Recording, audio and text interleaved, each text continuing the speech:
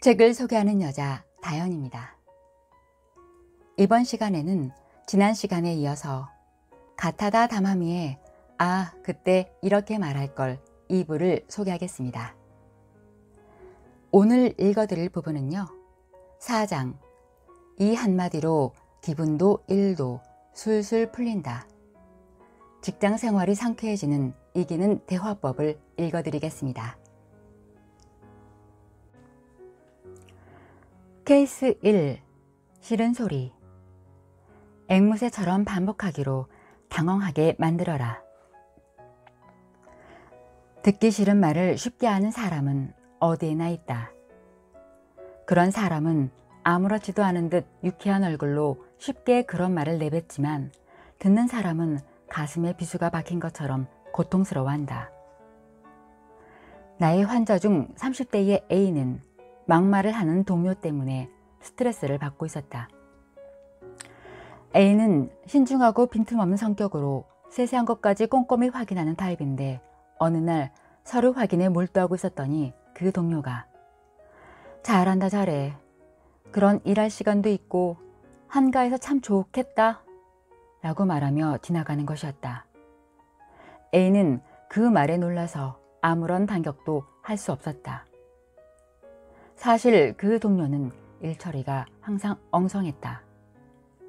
그가 만든 자료에도 언제나 오탈자가 있었다.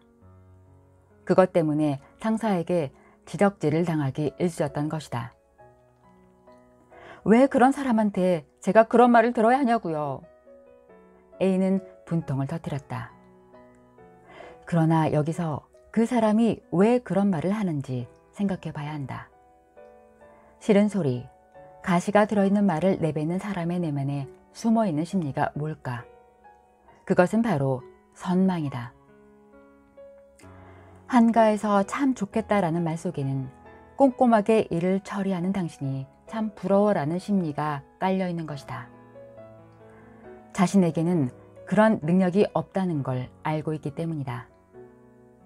그런 상대에게 질투가 나서 견딜 수가 없기 때문에 공격적인 성향을 드러내고야 만다. 이 사람이 바로 앞서 설명한 선망 타입이다. 상대방을 한가하다고 깎아내림으로써 우월감과 자기애를 충족한다. 또 그렇게 막말을 던져서 상대가 자신감을 잃고 일을 못하게 되면 자신이 높은 평가를 받을지도 모른다고 은근히 기대하고 있으니 이익도 얽혀 있다. 이런 타입은 상대를 깎아내리면 상대적으로 자신의 가치가 올라간다고 착각하고 있다. 이런 듣기 싫은 말에 응수하기 위해서는 앵무새처럼 반복하기가 좋다. 단지 상대의 발언을 그대로 반복하는 것이다. 너 참 한가하구나 라는 말에는 한가하다니 그게 무슨 뜻이에요? 라고 물으면 된다. 이런 식으로 그 사람의 말을 다시 되묻는 것만으로도 그런 모욕적인 말을 하다니 너무 무례한 거 아닌가요? 라는 항의의 뜻을 전달할 수 있다. 그러면 상대는 예상치 못한 응수에 당황할 것이다. 이 질문에 솔직하게 대답할 수는 없다. 질투심이나 꼬인 마음에서 표출된 의미 없는 발언이기 때문이다. 그렇기 때문에 자신의 발언을 부끄러워하거나 혹은 그렇지 않더라도 적어도 같은 말을 다시 하는 일은 없을 것이다. 이 앵무새 작전은 모든 듣기 싫은 발언에 유효하다. 상사가 이제 너도 젊지 않구나 라는 말을 하면 젊지 않다니 그게 무슨 뜻인가요? 친구가 왜 그런 옷을 샀어? 라고 하면 그런 옷이라니 그게 무슨 뜻이야? 라고 하면 된다. 이런 식으로 상대의 발언을 그냥 그대로 반복하는 것이다. 이때 무엇보다 중요한 것은 표정과 자세다. 상대를 정면으로 바라보면서 냉정하게 묻는 것이다. 살짝 미소 짓는다면 여유가 느껴져서 더욱 좋다. 또는 순진무구한 표정으로 정말로 무슨 뜻인지 궁금해서 그래요. 알려주세요.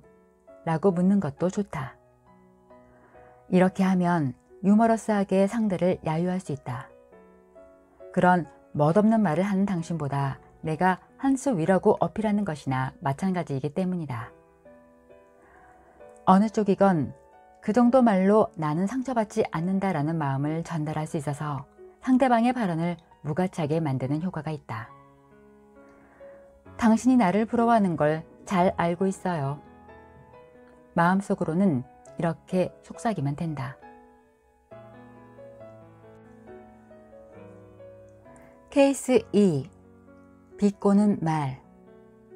태평한 한마디로 상대의 기운을 빼라. 모든 조직에는 비꼬는 말로 마음에 상처를 주는 사람들이 존재한다. 이들의 심리부터 살펴보자. 이들의 마음속에는 나는 힘들게 살고 있는데 저 사람은 왜? 라는 심리가 깔려 있다. 실력은 내가 더 나은데 왜 저 사람이 더 잘 나가는 거야? 라는 생각에서 비롯되는 것이다. 20대 후반의 B는 회사에서 영업을 맡고 있다. 실적은 괜찮은데 한 가지 고민이 있다. 같은 부서의 남자 선배가 자꾸 비꼬거나 빈정대는 말을 해서 어떻게 대응해야 할지 고민인 것이다. 당신은 여자라서 좋겠어. 젊은 여자라는 게 무기야. 이런 말을 듣고 있으면 자기도 모르게 욱하게 된다. 이 선배에게 비아냥거리는 말을 또 듣게 될까봐 출근하는 것 자체가 너무나 싫어지고 우울해지는 날도 있다. 젊은 여성의 경우 이런 말을 듣고 욱해본 경험이 분명 있을 것이다. 그런데 물론 화가 나겠지만 안심해도 좋다. 남자 선배가 이런 말을 하는 것은 그녀를 마음속 깊이 부러워하고 있기 때문이다. B는 영업 실적이 좋고 상사의 인정도 받고 있다. 남자 선배는 그것이 부러워서 어쩔 줄 몰라 이런 말을 하는 것이다. 그의 마음속은 선망으로 가득 차 있다. 자기보다 잘난 사람, 행복한 사람을 봐줄 수가 없다. 게다가 본인이 선배이기 때문에 더하다. 후배의 실적이 능력과 노력 때문이라는 것을 인정하기가 싫은 것이다. 그것을 인정하는 것이 자신의 패배를 인정하는 것처럼 느껴지기 때문이다. 그래서 이런 말을 하는 것이다. 너는 젊으니까 좋겠다. 너는 여자니까 좋겠다. 넌 정말 운이 참 좋구나. 이런 말을 해서 그녀의 실적을 가치 없는 것으로 만들고 싶은 것이다. 결국 자신의 자존심을 지키고 싶어서 하는 말이다. 이런 남자 선배한테는 아, 그런가요? 어깨를 으쓱하면서 이렇게 한마디 하고 부드럽게 지나가면 된다. 이 남자 선배는 후배가 자기 말에 상처받는 모습을 보고 싶어 한다. 그 기대를 충족시켜주지 말라는 거다. 아, 그런가요? 어머나, 그런 거예요? 라면서 약간 김 빠지는 대답을 해보자. 이 말은 당신의 말에는 조금도 신경 쓰지 않아요 라는 의사표현으로 훌륭한 역할을 한다. 이런 말을 들으면 그 남자 선배는 더 이상 말로 공격하는 것에는 흥미를 잃을 것이다. 또 아무 말도 하지 않고 손짓 몸짓만으로 눈을 크게 뜨고 어깨를 으쓱하며 글쎄요 라는 표정을 짓는 것도 좋다.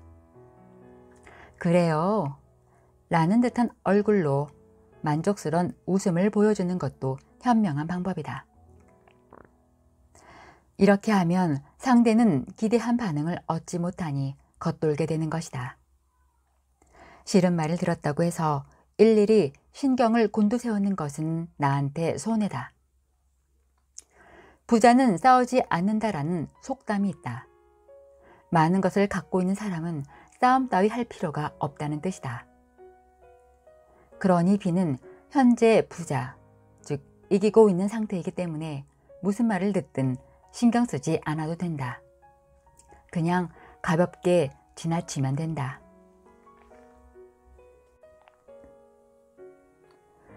케이스 3. 노골적인 라이벌 의식. 칭찬으로 입막음하라. 어떤 세계에도 라이벌은 존재한다. 하지만 상대방은 전혀 라이벌로 생각하지 않는데도 혼자서만 이상한 라이벌의식에 휩싸여서 공격하는 사람도 있다. 이런 사람에게 나는 너보다 유능하다라는 메시지를 계속 받으면 도대체 왜 저러는 거야? 라는 생각이 들면서 답답해진다.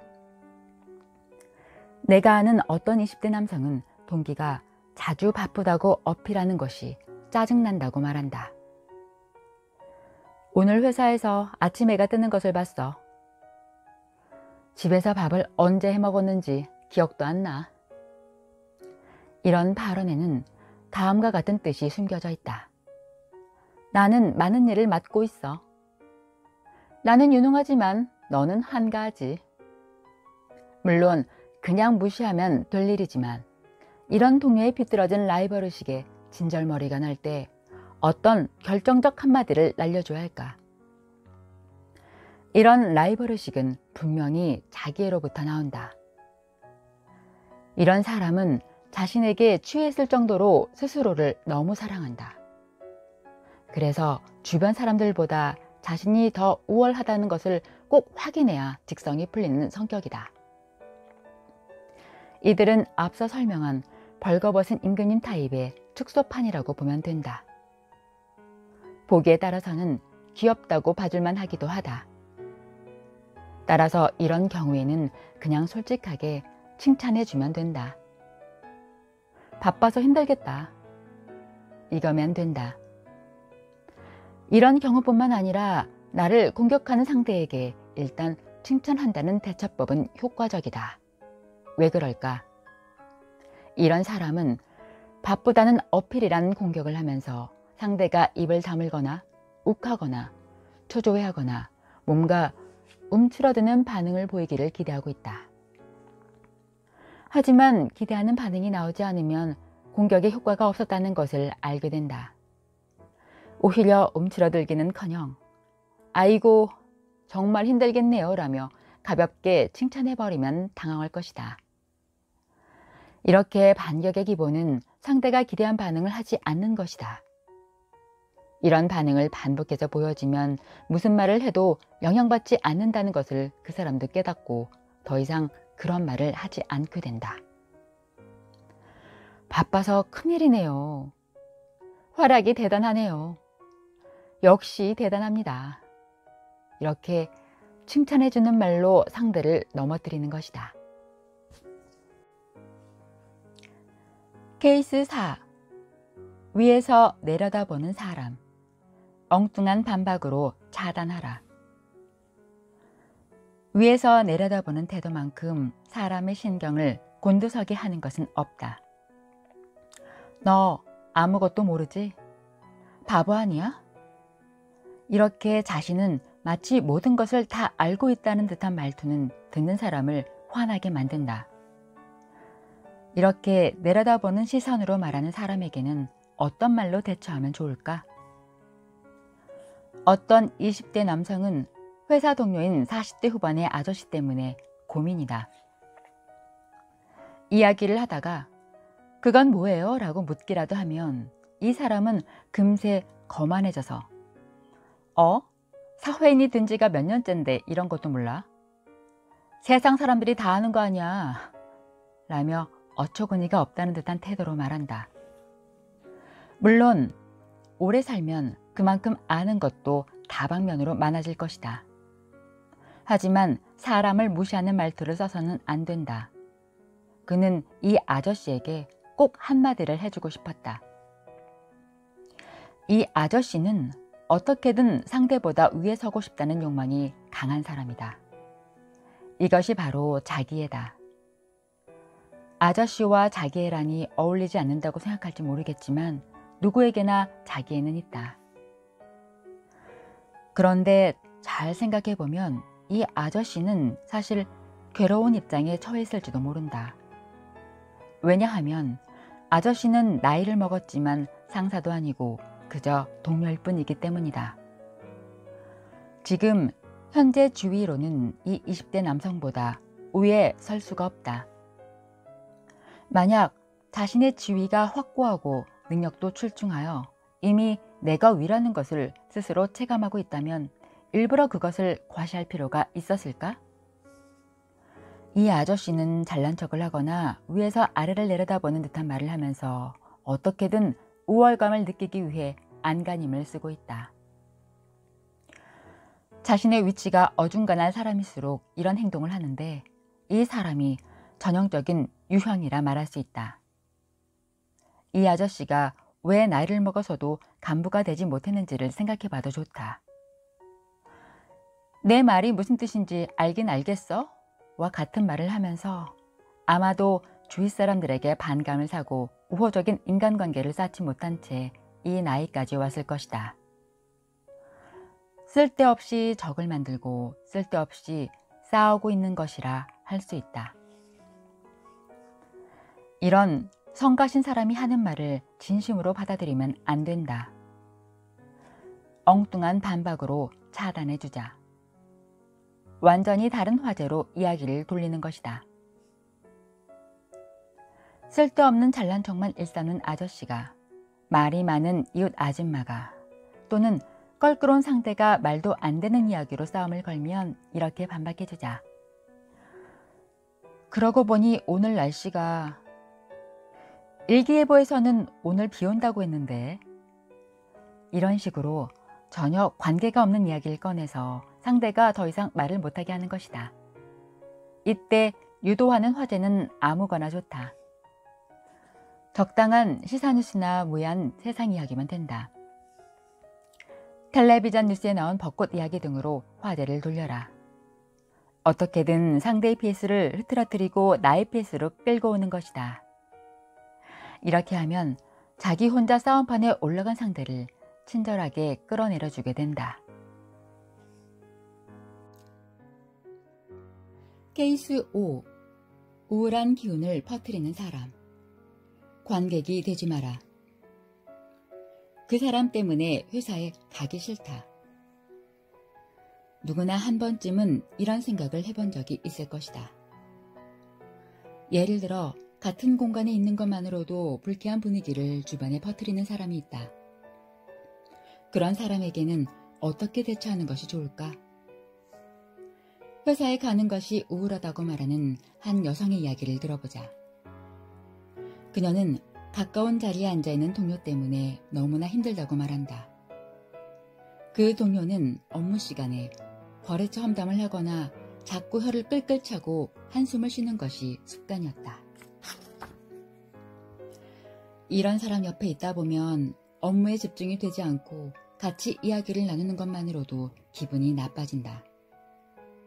이 사람은 앞서 소개한 비극의 주인공 타입의 전형이다. 욕구불만 덩어리와 같은 사람, 우중충하고 생기 없는 사람이라고 말할 수도 있다. 이들은 항상 자신이 세상에서 가장 불행하다고 착각하며 피해의식도 강하다. 우울한 나를 주변에 어필하면서 관심을 얻으려는 관종이다.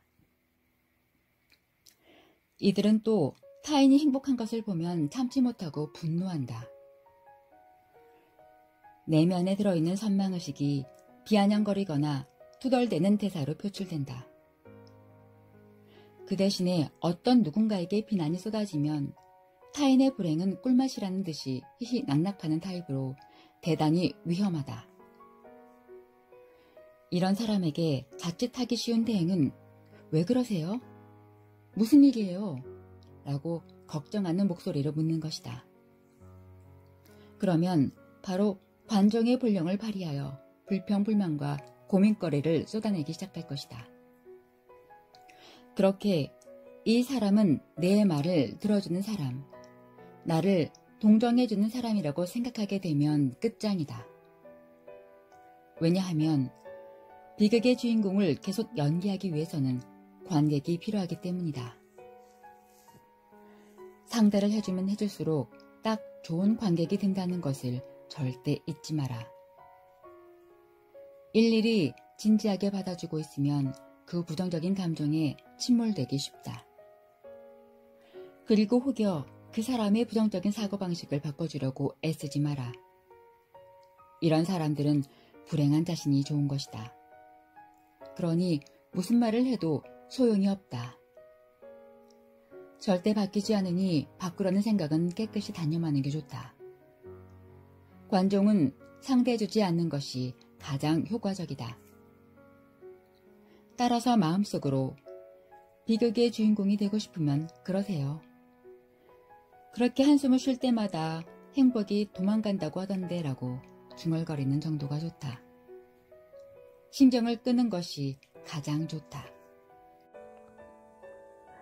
네, 여기까지 읽어드렸습니다. 아쉽지만 다음 시간에 계속해서 읽어드리도록 하겠습니다. 제가 소개해드리는 책이 여러분에게 조금이라도 도움이 되길 바라며 그럼 책과 함께 행복한 시간 보내시기 바랍니다. 구독과 좋아요를 누르시는 분들에게는 행운이 가득하기를 기원하겠습니다. 그럼 지금까지 책소녀 다연이었습니다. 다음 시간에 뵙겠습니다. 감사합니다.